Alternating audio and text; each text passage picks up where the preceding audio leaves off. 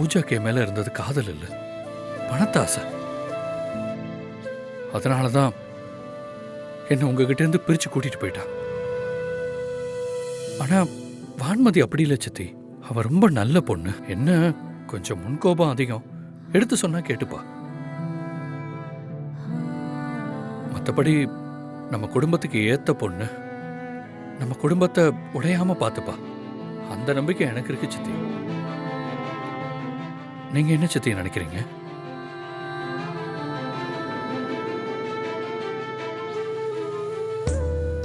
சித்தி, வான்மதி விஸ்வநாதன் அங்கிள் பொண்ணு சித்தி.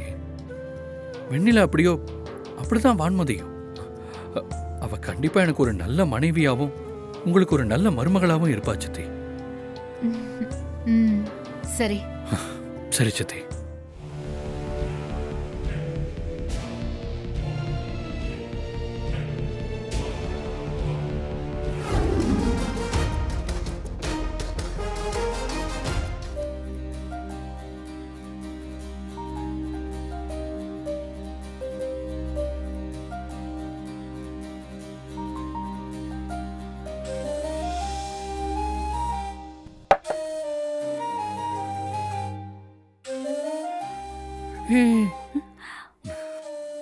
அதெல்லாம் வேண்டாங்க. இல்ல, முதல் இரவுல புருஷன் கால்ல விழுந்து ஆசீர்வாதம் வாங்கணும்னு சொல்லுவாங்க. பரவாயில்ல, அந்த ஃபார்மாலிட்டிஸ் எல்லாம் வேண்டாம். உட்காருங்க.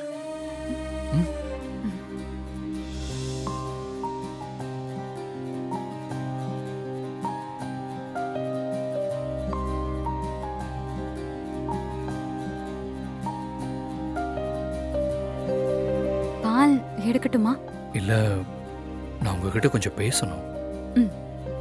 சாரிங்க, இதை நான் சத்தியமா எதிர்பார்க்கல. அந்த சூழ்நிலையில அம்மா அப்படி சொன்னதும்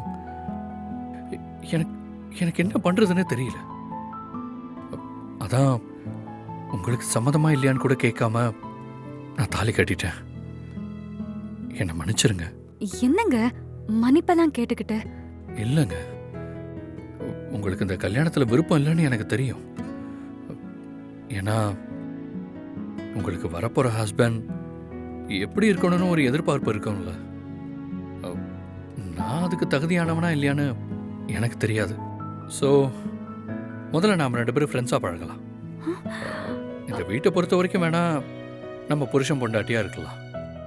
ஆனால் இந்த ரூமுக்குள்ள வந்துட்டா நாம் 2 பேரும் ஃப்ரெண்ட்ஸ் தான். நான் எந்த விதத்துலையும் உங்ககிட்ட அட்வான்டேஜ் எடுத்துக்க மாட்டேங்க. அதில் நான் ரொம்ப தெளிவாக இருக்கேன். நீங்களும் நான் தாலி கட்டிட்டேங்கிறதுக்காக என்னை ஏற்றுக்கணும்லாம் அவசியம் கிடையாது. நம்ம 2 பேரும் ஃப்ரெண்ட்ஸாக பழகி ஒருத்தருக்கு ஒருத்தர் புரிஞ்சுக்கிட்டு அது காதலாக மாறினா சேர்ந்து வாழலாம். இல்லைன்னா அடுத்து என்ன பண்ணுறதுன்னு யோசிக்கலாம்.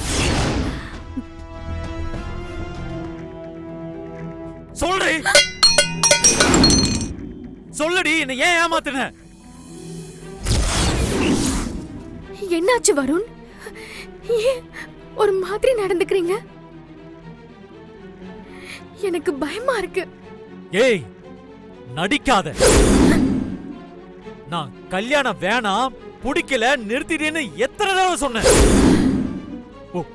ஒவ்வொரு தடவையும் கேட்டுட்டு சரி சரின்னு சொல்லிட்டு எதுக்குடி இப்படி நம்ப வச்சு ஏமாத்துன?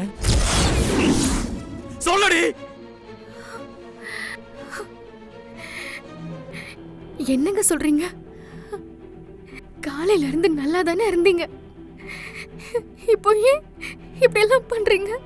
பண்றதெல்லாம் நீ பண்ணிட்டு நான் ஏன் இப்படி பண்ணேன்னு விளக்கம் கேக்குறியா? நம்ப வச்சு துரோகம் பண்ணா அது எவ்வளவு வலியா இருக்கும்னு உனக்கு தெரிய வேணாம்? அதுக்காக தான் இவ்வளவு நேரம் உனக்கு ரொம்ப பிடிச்ச மாதிரி நடிச்சு.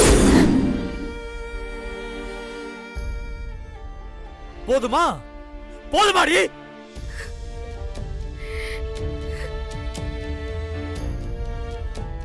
எப்படி இருக்கு இந்த வலி? அப்படியே செத்துடலாம் போல இருக்கா? நீ என்ன நம்ப வச்சு ஏமாத்துன. அப்போ எனக்கும் அப்படிதானே இருந்துச்சு?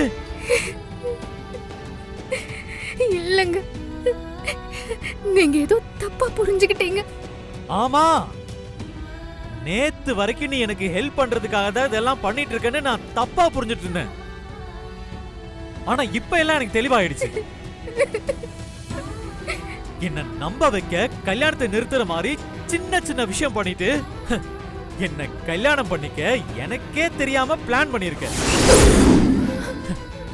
உன்னோட ஒரிஜினல் கேரக்டர் தெரியாம நானும் முட்டாளா எல்லாத்தையும் நம்பிட்டு இருந்திருக்கேன்.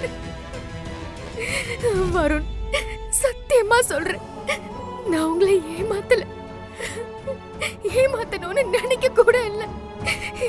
என்ன நம்புங்க. என்ன ஏன் இவ்வளவு தூரம் இருக்கிறீங்க? ஏன்னா நான் சாராவை லவ் பண்றேன்.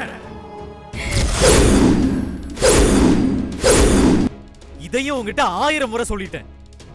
இவ்வளவு ஏன் இதே ரூம்ல நான் சாராவை முதல்ல பார்த்தது, அவளை லவ் பண்ணதுன்னு எல்லாத்தையும் சொல்லும் போது சரிங்க சரிங்கன்னு சொன்னியே, அதையும் இல்லைன்னு சொல்ல போறியா?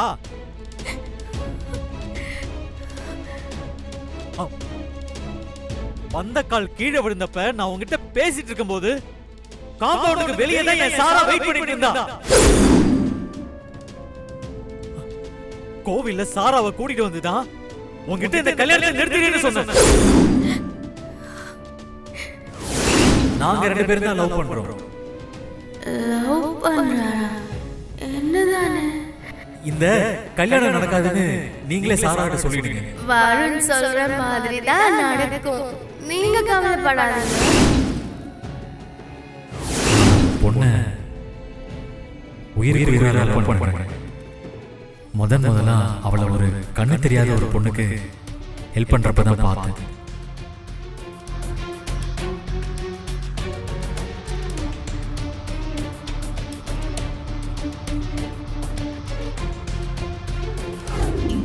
எங்க அம்மாவை அவளுக்கு ரொம்ப பிடிக்கும். இப்ப கூட எங்க அம்மாவுக்கு ஒரு பிரச்சனை வந்ததும் சிலையை கண்டுபிடிக்க அவளும் வந்தான்.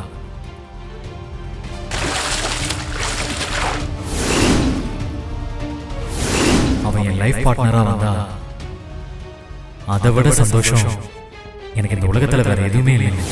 அவர் சாராவை சொல்லியிருக்காரு, நம்ம தான் தப்பா நினைச்சுக்கிட்டோம் போல. நீங்க என்ன சொல்ல வந்தேன்னு கேட்காம இப்படி தொங்க விட்டுட்டு போன்றீங்களே. சொல்லுங்க. நானும் சாராவும் லவ் பண்றோம்.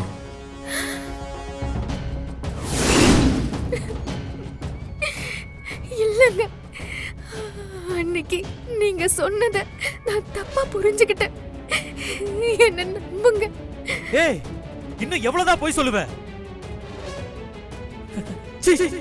முகத்தை பார்க்கவே அருவருப்பா இருக்கு.